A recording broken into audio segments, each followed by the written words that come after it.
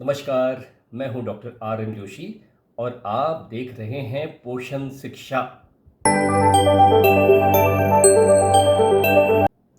पोषण शिक्षा के इस अंक में आज चर्चा का विषय है कि क्या हमको अपने बुढ़ापे, वृद्धावस्था या ओल्ड एज इनकी तैयारी करनी चाहिए या नहीं करनी चाहिए। अगर ये सवाल किसी नौजवान से पूछा जाए तो उसका जवाब होगा कि सर, अभी तो ओल्ड एज बहुत दूर है। अभी तो हमारी उम्र जो है वो खाने पीने की है, मौज मस्ती की है। जब ओल्ड एज पास में आएगी तब देख लेंगे। दरअसल वृद्धावस्था का जो समय है वो बहुत खराब हो सकता है, तो शायद इसलिए कोई भी वृद्धावस्था के बारे में बात तक नहीं करना चाहता, वृद्धावस्था के बारे में सोचना भी नहीं चाहता है। जितनी जल्दी ये तैयारी शुरू कर दी जाए उतना ही अच्छा होगा, ताकि जीवन के जो अंतिम 10-20 साल हैं उसमें हम बलशाली रहें, सशक्त रहें और अपने काम खुद कर सकें। आज के परिप्रेक्ष्य में ये बहुत ज़रूरी है, क्योंकि जो आज का वातावरण है वो हमको बीमार और अशक्त करने पे तुला हुआ है। पहली मार है जीर्ण रोगों की, यानी कि बीमारियां जैसे मोटापा, diabetes, heart attack, high blood pressure, cancer इत्यादि इत्यादि इत्यादि।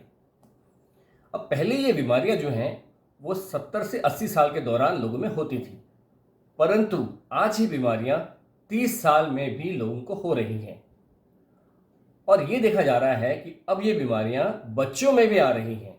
एक अनुमान के अनुसार भारत में करीब करीब 5.5 करोड़ बच्चों को फैटी लीवर है। करीब करीब 7 करोड़ बच्चे जो हैं वो हाई बीपी से ग्रसित हैं और 2.5 करोड़ बच्चों को डायबिटीज की बीमारी हो चुकी है। जो लोग 1996 के बाद जन्मे हैं और उन्हें जो 30 से 40 साल के अंदर ये बीमारी हो रही है, तो उन लोगों में इन बीमारियों का और इन बीमारियों से होने वाले कुप्रभाव उनका बहुत ज़्यादा खतरा है। उम्र बढ़ने के साथ साथ इन कुप्रभावों या कॉम्प्लिकेशंस का जो रूप है वो काफ़ी भयंकर हो सकता है, काफ़ी ज़्यादा हो सकता है।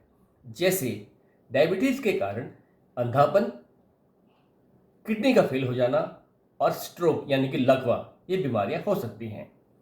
आप उस व्यक्ति की व्यथा को समझ सकते हैं, उस व्यक्ति की तकलीफ को समझ सकते हैं जिसकी डायबिटीज़ के कारण किडनी फेल हो गई हो और उसे हर दूसरे या तीसरे दिन डायलिसिस के लिए अस्पताल के चक्कर लगाने पड़ते हों। आपको एक बात बता दूं कि अगर किसी की किडनी फेल हो जाती है तो सिर्फ और सिर्फ जिंदा रहने के लिए ही उसे करीब करीब हर महीने 40,000 से 50,000 रुपए की ज़रूरत पड़ती है, खाना पीना रहना अलग से। अब दूसरी मार है उम्र बढ़ने के साथ साथ, यानी कि वृद्धावस्था में होने वाली बीमारियां, जैसे सार्कोपीनिया, जिसमें हमारे शरीर की मांसपेशियां वो धीरे धीरे गलने लगती हैं, और ऑस्टियोपोरोसिस, जिसमें हमारे शरीर की हड्डियां उम्र बढ़ने के साथ साथ धीरे धीरे पतली होने लगती हैं। अब इन दोनों बीमारियों के मिले जुले असर के कारण, यानी कि सार्कोपीनिया और ऑस्टियोपोरोसिस, इनके मिले जुले असर के कारण व्यक्ति बहुत कमज़ोर हो जाता है। वो अपना भार संभाल नहीं पाता, उसे चलने में तकलीफ होती है। इसलिए उसे अक्सर आपने देखा होगा बुजुर्ग लोगों को लाठी या स्टिक का सहारा लेकर चलना पड़ता है। ऐसे व्यक्ति चलते चलते अपना बैलेंस खो बैठते हैं और बार बार गिर सकते हैं। बार बार गिरने से हड्डी के टूटने का खतरा बहुत बढ़ जाता है, और अगर हड्डियों में फ्रैक्चर हो जाता है और ख़ास तौर पे अगर कूल्हे की हड्डी में फ्रैक्चर हो जाता है, तो हो सकता है कि व्यक्ति को जीवन भर बिस्तर पर ही बिताना पड़े। और वृद्धावस्था की जो सबसे भयंकर प्रॉब्लम है या सबसे खराब समस्या है वो है अल्जाइमर्स डिजीज। इस बीमारी में व्यक्ति अपनी याददाश्त धीरे धीरे करके खोना शुरू कर देता है, और जब इस बीमारी का प्रकोप काफ़ी बढ़ जाता है तो वो पूरी तरह अपनी सारी याददाश्त खो बैठता है। यहाँ तक कि वो ये भी भूल जाता है कि वो कौन है, और वह पूरी तरह से अपनी रोजाना कार्यों के लिए दूसरों पर निर्भर हो जाता है। ये एक बहुत ही तकलीफ देह स्थिति है, खास तौर पर उनके लिए जिनके घर में कोई अल्जाइमर डिजीज का पेशेंट हो। जीर्ण रोग और वृद्धावस्था की जो समस्याएं हैं, इन दोनों के गठबंधन के कारण, इनके मिले जुले असर के कारण व्यक्ति बहुत ही कमजोर हो जाता है, अशक्त हो जाता है और अपने रोजाना के कार्यों के लिए भी उसे दूसरों पर निर्भर रहना पड़ता है। सारांश ये है कि वृद्धावस्था काफी तकलीफदेह हो सकती है। पहले हमारे देश में जॉइंट फैमिली सिस्टम्स होते थे, जिसकी वजह से बुजुर्गों की देखभाल ठीक ठाक हो जाती थी। उन्हें समय पर खाना मिलना, उनकी अगर कोई मदद करनी है तो वो मदद हो जाती थी। लेकिन अब जॉइंट फैमिलीज की जगह न्यूक्लियर फैमिली या एकल परिवार ने ले ली है, जिसमें सिर्फ पति पत्नी और उनके बच्चे साथ रहते हैं। अब जब ऐसे लोग जो न्यूक्लियर फैमिली में रहते हैं या एकल परिवार में रहते हैं, जब ये 50 साल के होंगे तो इनके बच्चे भी करीब करीब 20 से 25 साल की उम्र में होंगे और वो अपनी पढ़ाई के लिए या रोजगार के लिए अपना घर छोड़कर बाहर चले जाएंगे। अगर उनकी बेटियां हैं तो शादी करके अपने घर चली जाएंगी, जिसकी वजह से पति पत्नी को अकेले ही रहना होगा। और अगर अकेले रहना है तो सारे काम, चाहे वो घर के हों चाहे वो बाहर के हों, आपको खुद करने होंगे। और अगर आपको ये सारे काम खुद करने हैं तो आपको फिट होना पड़ेगा, आपको स्वस्थ और सशक्त होना पड़ेगा। अकेले जिंदगी जीने के लिए ये बहुत ही ज़रूरी है कि आप स्वस्थ हों और सशक्त हों, ताकि आप अपने काम खुद कर सकें और आपको अपनी देखभाल के लिए किसी और पर निर्भर ना होना पड़े।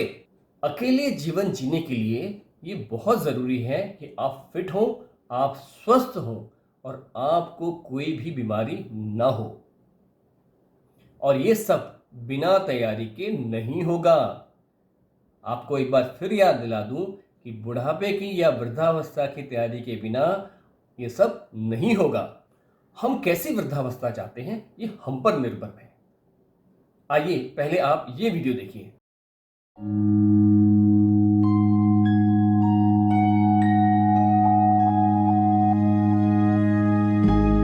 What will your last 10 years look like? Will you be quick enough for a game of tag with your grandchild? Strong enough to embrace every moment?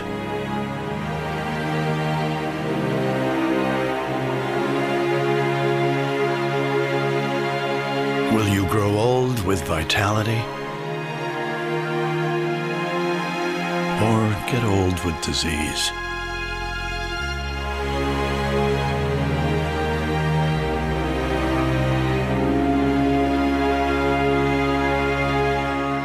It's time to decide. अगर आप चाहते हैं कि आपका बुढ़ापा या वृद्धावस्था या ओल्ड एज आपकी जवानी जैसी ही हो, या मैं कहता हूं जवानी से बेहतर हो, तो आज ही आपको अपनी वृद्धावस्था की तैयारी करना प्रारंभ कर देना चाहिए। जितना जल्दी आप अपनी वृद्धावस्था की तैयारी करना शुरू कर देंगे, उतना ही आपके जीवन के जो अंतिम 10-20 साल हैं उतने ही सुखमय होंगे, उतने ही बहुत अच्छे होंगे, उतने ही आनंदमय होंगे। अगर हम वृद्धावस्था की प्लानिंग या ओल्ड एज की प्लानिंग ठीक से करते हैं तो हम इन समस्याओं से काफ़ी हद तक बच सकते हैं और अपनी वृद्धावस्था या ओल्ड एज को बेहतर कर सकते हैं। याद रहे, वृद्धावस्था में कष्ट उठाना, तकलीफें उठाना हमारी नियति नहीं है। दुनिया में ऐसे बहुत से लोग हैं जिन्होंने अपनी वृद्धावस्था को अपनी जवानी में बदल दिया। आप भी ऐसा कर सकते हैं। वृद्धावस्था की तैयारी में पहला कदम है सही भोजन और स्वस्थ जीवन शैली को अपनाना। पोषण शिक्षा चैनल आपको सही भोजन और स्वस्थ जीवन शैली के बारे में सटीक एवं प्रमाणिक जानकारी उपलब्ध कराता है। मेरा सुझाव है कि आप पोषण शिक्षा चैनल को अवश्य सब्सक्राइब करें, हमसे जुड़े रहें और इसका पूरा फायदा उठाएं। आप हमारे पोषण शिक्षा प्रीमियम क्लब के सदस्य भी बन सकते हैं।